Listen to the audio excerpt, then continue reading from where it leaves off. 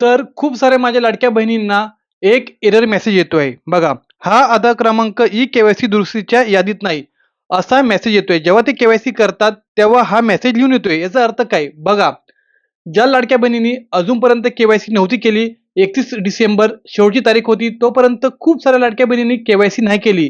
तर त्यांच्यासाठी हा ऑप्शन नाही. ते जेव्हा आता ह्यामध्ये वेबसाईटमध्ये जाऊन के-वाय-सी करशाल तुम्ही, तेव्हा तुम्हाला हे एरर मेसेज दिसून येईल. तर ज्या लाडक्या बहिणींची के-वाय-सी चुकलेली होती, त्यांनी होय, नाही, होय, नाही जे 2 प्रश्न होते, तिथे जर चुकवले होते, तर अशाच माझ्या लाडक्या बहिणी इथे के-वाय-सी करू शकतात. ते पण सक्सेसफुल होऊन जाईल. परंतु ज्या लाडक्या बहिणींची के-वाय-सी अपात्र आहे किंवा त्यांनी के-वाय-सी केलीच नाही, त्यांनी जे आता परत जर के-वाय-सी करण्याचं ठरवलं, तर असा एरर मेसेज लिहून येईल. तर तुम्ही टेन्शन घेऊ नका. आता सध्या तुमच्यासाठी काही अपडेट नाही आलेली.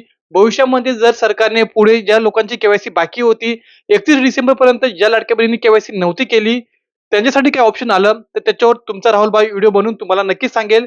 ज्याचा वापर करून तुम्ही परत तुमची के-वाय-सी करू शकतात. परंतु आता सध्या जर असा मेसेज येत असेल, ही के-वाय-सी दुरुस्तीच्या यादीत नाही, तर टेन्शन घेऊ नका. थोडं थांबून घ्या. Step by step he procedure चालू झालेली आहे सरकारची.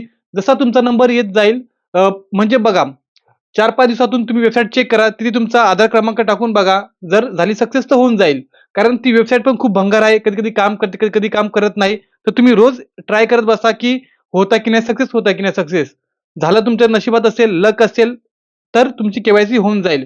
सरकारने काही अपडेट आणली याच्यावर. ज्या लोकांची के-वाय-सी झालेलीच नाही, जे के-वाय-सी करण्याचे विसरले होते लाडक्या बहिणी, त्यांच्यासाठी अजून अपडेट नाही आली.